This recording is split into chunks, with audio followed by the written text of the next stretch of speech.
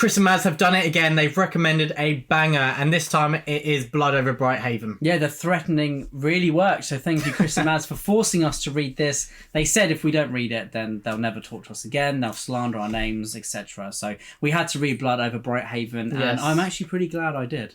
Oh man, it's incredible. We've been talking to each other about we need more standalones in the fantasy genre, and so it'd be wrong of us to not support one that has been so widely acclaimed, and we are so glad that we've both read it. I didn't intend to read it so early in the year, but you just binged this, didn't you? I really did. We recently had a chat with Michael Kist as well about the importance of standalones, especially in fantasy, and obviously, we all know that ML Wang wrote the amazing Sword of Kaigen. I read chapter 1 of Blood Over Brighthaven, and I had to ring Will, and I was like, this has already blown my teeny tiny pea brain. And then I got FOMO and had to pick it up as well, and I blitzed through it. It is really easy to, as I said, blitz through, read really quickly. To digest, it's like a rich tea biscuit. Oh, it is. And when you dip it in a tea, even better. It doesn't crumble. It doesn't crumble at all. No. A lot of people are saying this is blunt, but I don't see that as a negative. It's blunt with some of the messages, but in the way that they kind of should be, because this is a bit of a social commentary. There's a political edge to it,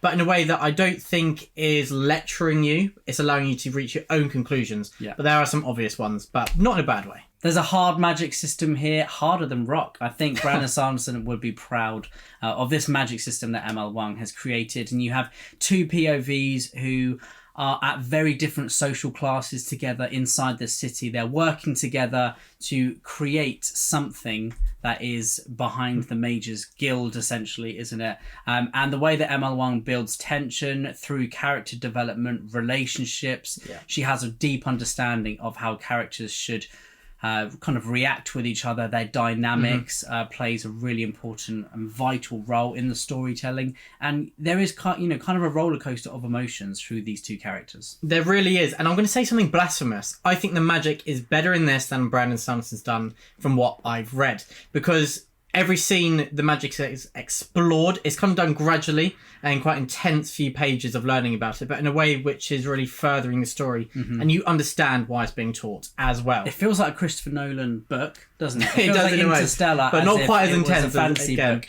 But as Will said, there are kind of social commentary issues as well. There are exploration of lots of different themes that are very prevalent in today's society, and I think that's kind of the perfect thing that you can use fantasy for if you do it in a really powerful way, which ML Wang does. Blood Over Brighthaven is a big yes from both of us, but if you want to hear our deeper thoughts, well, hopefully a bit deeper, check out our review on YouTube. Yeah, this is like pond level. Next time we'll go to, one of the 7 seas. Yeah. Yeah. Truth and courage.